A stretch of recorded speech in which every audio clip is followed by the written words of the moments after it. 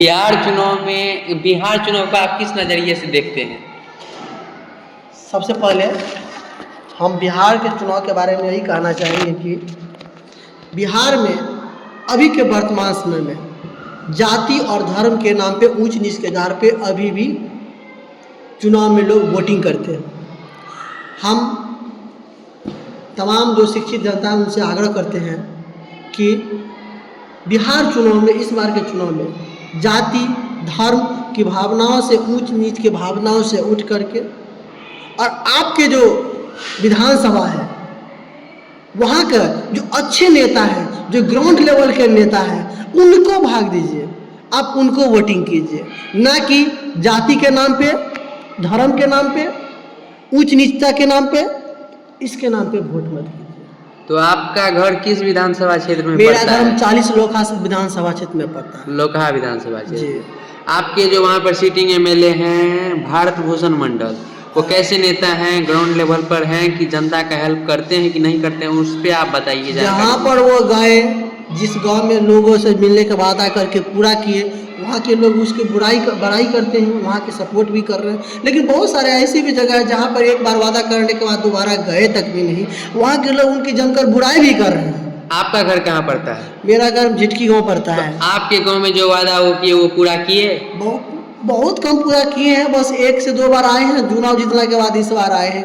गांव में भारी लोग उनका विरोध भी कर रहे हैं। तो इसका मतलब आप बदलाव चाहते हैं? अवश्य चाहते हैं। तो बिहार के जो मुख्यमंत्री हैं वो 20 सालों से अपने कुर्सी पर बैठे हुए हैं, तो आप पर आप क्या कहना चाहते हैं? आप उसका निकनेम दिए लुटिस कुमार, तो उस पर क्या कहेंगे? कहिए। देखिए, हमारा यही कहना है, किसी को भी ज़्यादा दिनों तक अगर एक साथ एक जगह, आप देखे होंगे जो इंडियन गवर्नमेंट का जो पॉलिसी होती है, कोई भी चाहे शासन प्रशासन में जो भी भाग लेते हैं, आप देख लीजिए कोई IAS ऑफिसर, एक जिला का जो मालिक होता है, जिला कलेक्टर, आप उसको देखिएगा एक स्थान पे लंबे समय तक नहीं रहते हैं, चाहे वो प्रशासनिक व्यवस्था में हो, चाहे वो जो भी होते हैं, जो कलेक्टर तक क्यों हो, जबकि एक कलेक्टर अपने दिमाग से बहुत बड़ा अफसर, बहुत बड़ा रैंक पास करके आना पड़ता है ना? जो मतलब जब UPSC पास करके आते हैं, आप कभी सोचे कि वो 2 साल 5 साल तक एक ही जिला में रहता है? नहीं। कभी नहीं सुने होंगे कि 5 साल तक एक ही जिला के वो DM बन के रहे हैं। अगर वो अच्छा काम में परिवर्तन होता है। अच्छा। आप यही डिसिप्लिन देखिए, भारत में सबसे अधिक आता है कि डिसिप्लिन वो आर्मी में होती है। आप हमको बता दीजिए कि कोई आर्मी चीफ या आर्मी जनरल कुछ ज़्यादा दिन तक 5 सालों तक रहा हो एक जगह? कहीं नहीं। 6 महीना से साल भर होते हुए, ज़्यादा देर 2 साल होते हुए उनको एक पदस्थापित कर जाती है। क्यों? क्योंकि वो काम को अच्छे से करे। आप अगर किसी को ज़्यादा दिन तक उसके पद पे रख देते हैं, तो कुछ दिन के बाद तो वो डिक्टेटरशिप करना शुरू करेगा ही। तो हमारे उनको तो ये मन में हो जाता है कि भाई हम करें चाहे ना करें, हमको तो जनता चुनी रही। ऐसा नहीं है। हम यही कहना चाहते हैं कि लोगों को, आपके जो ग्राउंड लेवल के जो भी विधानसभा में आप पढ़ते हैं, वहाँ के जो अच्छे नेता है, चाहे वो किसी भी पार्टी से हो, आप उसको। तो हमारे जो माननीय मुख्यमंत्री श्री नीतीश कुमार जी हैं, वो बिहार की गद्दी पर करीबन 20 सालों से बैठे हुए हैं। हाँ। तो वो जो जनता से वादा किए हैं वो पूरा किए हैं। शिक्षा की व्यवस्था को चौपट कर दिए। ठीक है, खाली महिलाओं को फुसलाने के लिए। हाँ, क्योंकि वो जानते हैं कि बिहार में जो पुरुष लोग रहते हैं वो तो ज़्यादा शहर में रहते हैं, बाहर शहरों में रोजी रोटी के लिए चल जाते हैं। हाँ। वोटिंग में ज़्यादा भागीदारी किसकी होती है? महिलाओं की। इसलिए उन्होंने महिलाओं को क्या कहते हैं, आरक्षण दिया, 10,000 रुपये दिए।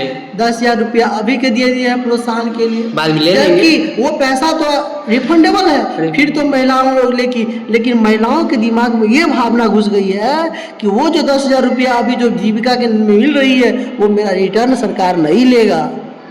लेकिन ये सत्यता नहीं है, वो पैसा रिफंडेबल है और महिलाएं सोचती है कि वो हमको दिया। जो पॉलिसी अभी नीतीश कुमार अभी चुनाव के समय में लागू किए हैं, वही पॉलिसी नीतीश कुमार सबसे जिस समय में मुख्यमंत्री बने उसी समय में कहीं नहीं लागू किए। सही बात। तो आप क्या कहना है, बिहार में जैसे सुनाए में बहुत दिनों से दारू बंद है, तो क्या सच में दारू बंद है? शराब बंद बिहार में नहीं है, शराब तो होम डिलीवरी बिहार में होती है। तो होम डिलीवरी मतलब जब बंद होने के बाद ब्लैक में दारू मिलता है, तो इस पर दाम का भी इफेक्ट पड़ता होगा। इसमें पहले ये होता था कि ओपनली शराब बिकती थी, तो लोग शराब के दुकान पर जाकर के दारू पीते थे। अब आप देख लीजिए, दारू मिलती है खुलायाम, क्राइम हो गया है बढ़। पहले के ज़माना, अभी देखिए क्राइम कितनी प्रतिशत, अभी तो लोगों को निकलना मुश्किल हो गया है, नशा इतनी बढ़ गई है। टीन एज के लड़के लोग जो 12 साल से हैं, और वो अभी जितने भी क्राइम हो रहा है सब में देखते हैं कि 12 साल से लेकर के 20 साल 25 साल तक के लड़के हैं। बेरोजगारी के कारण, शिक्षा का लेवल घटने के कारण आप प्रोत्साहित तो कर, लेकिन वो बच्चे क्या कर रहे हैं, क्रिमिनल बन रहे हैं। आप गांव में देखिए, नशा कौन कहता है कि शराब नहीं बिकता है, लोग पैसों के लिए, बच्चे लोग समझता है कि अरे शराबी बंद काहे में काम करे, शराब के बस मिल के काम करे, उसी में पैसा जाता है। ये सोच के लोग अब जो है सो शराबी बेचना शुरू कर दिया है। युवाओं लोग ज़्यादा शराब के स्मगलिंग करने में लग गए हैं, जबकि पहले ऐसा नहीं था। पहले शराब की दुकान की तो ठेके पर जाकर लोग जानते थे कि बिक जाती, खरीद लेता था। अभी तो होम डिलीवरी होती है। आप पहले देख लीजिए, जब शराब बंदी होने के बाद लोग शराब से ज़्यादा मरे हैं। सो तो है, जहरीला शराब पीने से शराब बंदी के बाद लोग ज़्यादा मरे हैं।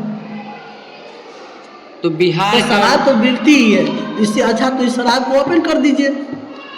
जब हाँ आप बोलते हैं, इसमें दिक्कत तो ये होती है ना, जो गरीब लोग हैं, जो रोजी रोटी करने वाले लोग हैं, वो 300 रुपया में शराब खरीदते हैं। नेपाली शराब 10 रुपये का शराब, 20 रुपये का शराब यहाँ पे 100 रुपया में आके बिकता है।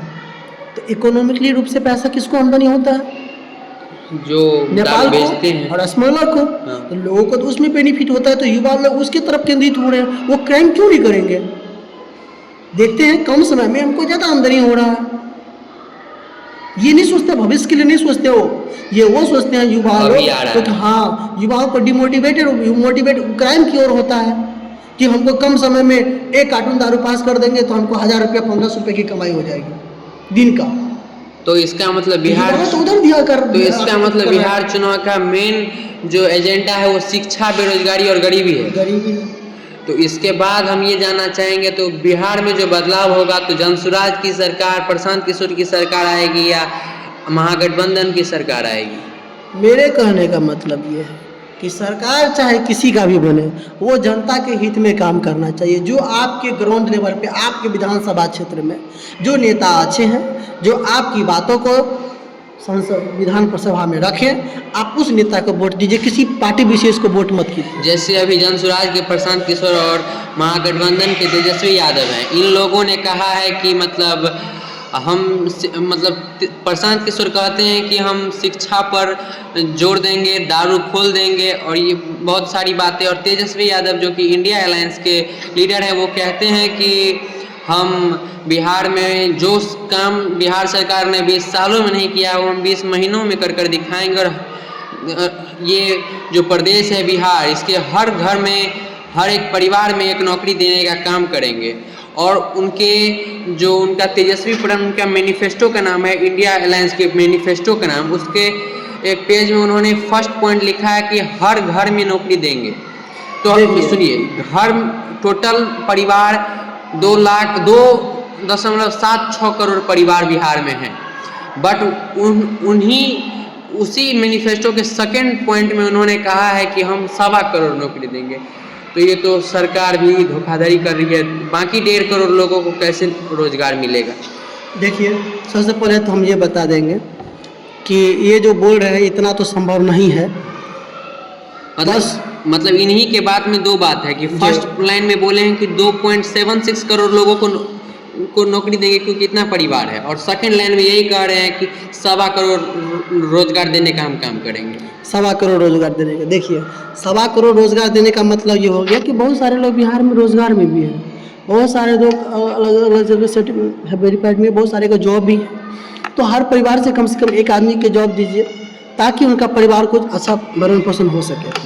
दूसरा बात है कि हम यही कहेंगे कि आप अपने क्षेत्र के नेता को देखिए, क्षेत्रीय नेता को देखिए, ना कि केंद्र सरकार सीएम कौन बनता है, पीएम कौन बनता है। हम लोगों से यही अपील करेंगे कि जो आपके ग्राउंड लेवल के, चाहे वो किसी भी दल से हो, चाहे जदयू से हो, चाहे आरजेडी से हो, चाहे वीआईपी पार्टी से हो, चाहे हम से हो, चाहे जनसुराज से हो, चाहे आरजेडी से हो, चाहे कांग्रेस से हो, जो आपका क्षेत्रीय नेता है और वो आपकी आवाज़ को संसद भवन सॉरी विधानसभा में उठा सके, जो आपके क्षेत्र विशेष के लिए अच्छा काम कर सके, आप उस नेता को चुनिए।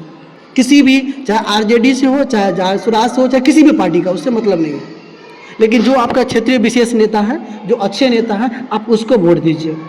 हमारे जो अगर निर्दलीय से अगर अच्छा कैंडिडेट खड़ा है उनको वो अच्छे हैं, कम उससे विधानसभा के लिए अच्छे हैं, तो आप उसको वोट दीजिए। चाहे निर्दलीय ही क्यों नहीं लड़ रहे हैं, चाहे वो किसी भी पार्टी से क्यों नहीं लड़ रहे हैं, लेकिन जो आपका क्षेत्र विशेष में जो अच्छे नेता है, जो शिक्षित हैं, आप उसको वोट दीजिए। तो जो जनता के लिए काम करे, जो ग्राउंड लेवल पे, जीरो लेवल पर जनता से मिले, जनता के पास जाए, जनता की बातों को समझता, आप उस नेता को वोट कीजिए। तो हमारे जो माननीय प्रधानमंत्री श्री नरेंद्र दामोदर दास मोदी जी हैं, उन पर आपकी विशेष टिप्पणी क्या होगी? देखिए, हम इस चुनाव में उन पे विशेष टिप्पणी नहीं करेंगे। क्यों? क्योंकि ये उनकी सरकार केंद्र लेवल की सरकार है, और अभी जो चुनाव हो रहे हैं वो राज्य निर्वाचन आयोग का चुनाव हो रहा है। जैसे कि वो गठबंधन में जरूर है। मेरा एक ही कहना होगा कि आप अपने क्षेत्र विशेष को समझिए, किसी हायर या ऊपर लेवल को मत देखिए, आप अपने क्षेत्र विशेष की देखिए, क्योंकि हर एक क्षेत्र विशेष की जनता जागरूक हो जाएगी, अपने लिए अच्छे जनप्रतिनिधि को चुनेगी, तो स्वतः है कि अच्छे जनप्रतिनिधि जिसका बहुमत मिलेगा तो विकास होगा, क्योंकि क्षेत्र विशेष का विकास होगा तो बिहार का विकास होगा, क्योंकि बिहार के हर एक क्षेत्र से अच्छे अच्छे जो जनप्रतिनिधि चुन के जाएंगे, तभी जाकर पूरे समस्त बिहार का विकास होगा। हर एक जगह की बातों को विधानसभा में रखा जाएगा, तब जाकर के एक राज्य का विकास होगा। जैसे आप अभी निर्मली में रहते हैं, तो निर्मली में बच्चों को खेलने के लिए प्लेग्राउंड नहीं है, इस पर आपकी क्या टिप्पणी होगी? देखिए, जैसा कि आपको पता होगा कि निर्मली में एक छोटा सा प्ले ग्राउंड है, लेकिन वहाँ पे कोई सुविधा नहीं है। कहाँ है प्लेग्राउंड? जीवन ज्योति स्कूल के पीछे में। तो वो प्लेग्राउंड कितना बड़ा है? बहुत छोटा है। हम हाँ। क्या बोल रहे हैं आपको, बहुत छोटा है, लेकिन सुविधा कुछ है ही नहीं प्ले ग्राउंड में। नाम के लिए प्ले ग्राउंड है, लेकिन कोई सुविधा नहीं, वो तो पूरा पानी से भरा हुआ है। निर्मली में तो कहते हैं कि लाइब्रेरी है, सार्वजनिक लाइब्रेरी है, लेकिन देखिए आपको देखने की लाइब्रेरी बंद है, लाइब्रेरी बंद है, चलता नहीं है, बंद है वो। थाना चौक पर स्थित है वो लाइब्रेरी। हाँ, बंद है। तो ये सब चीज़ के लिए लोगों को जागरूक होना पड़ेगा। वहाँ की जो लोकल जो क्षेत्रीय नेता है, जो जनता के हित के लिए काम करता है, आपको उसको चुनना पड़ेगा, ताकि उसका ध्यान उसके ओर आकर्षित हो। आप किसी पार्टी विशेष को वोट मत कीजिए। अगर निर्दलीय कैंडिडेट अगर अच्छे कैंडिडेट है, वो जो जनता क्या कहते हैं, अगर निर्दलीय कैंडिडेट है लेकिन वो जनता के लिए अच्छे हैं, उस क्षेत्र विशेष के लिए अच्छे कैंडिडेट है, निर्दलीय से खड़ा था, आप निर्दलीय को वोट दीजिए, कोई दिक्कत नहीं। जैसे आप कह रहे हैं कि मतलब कोई लीडर चुन जाने के बाद दोबारा क्षेत्र में नहीं आता है, उस नेता का कार्यकाल 5 वर्षों का रहता है। मान के चलिए चुनाव के प्रचार उचार में 1 साल आप काट दीजिए, 4 साल बचे नेता को अपना नेता जो है अपना जो भी काम करेगा 4 साल करेगा, 4 साल जो काम करेगा उसमें उनका सत्र हर साल 3 सत्र, बजट सत्र और 2 सत्र और होते हैं, टोटल 3 सत्र हर वर्ष होते हैं। तो इनमें कम से कम 3 महीने काट दीजिए हर वर्ष, तो 4 वर्ष में 12 महीने, तो 1 साल फिर काट दीजिए, 3 साल बचे। 3 सालों में वो बहुत सारे काम भी करवाएंगे, तो हर क्षेत्र में जाना उसका उनसे संभव नहीं हो पाएगा। तो इस चीज़ की जानकारी उन्हें कैसे मिलेगी कि क्षेत्र में क्या चीज़ की कमी है, क्या चीज़ की नहीं है? तो उस क्षेत्र के जो मुखिया रहेंगे वो वहाँ तक बात पहुँचाएंगे। अगर वो नहीं पहुँचाते हैं तो वो मुखिया जी की गलती। चलिए, आप बहुत अच्छे कह रहे हैं।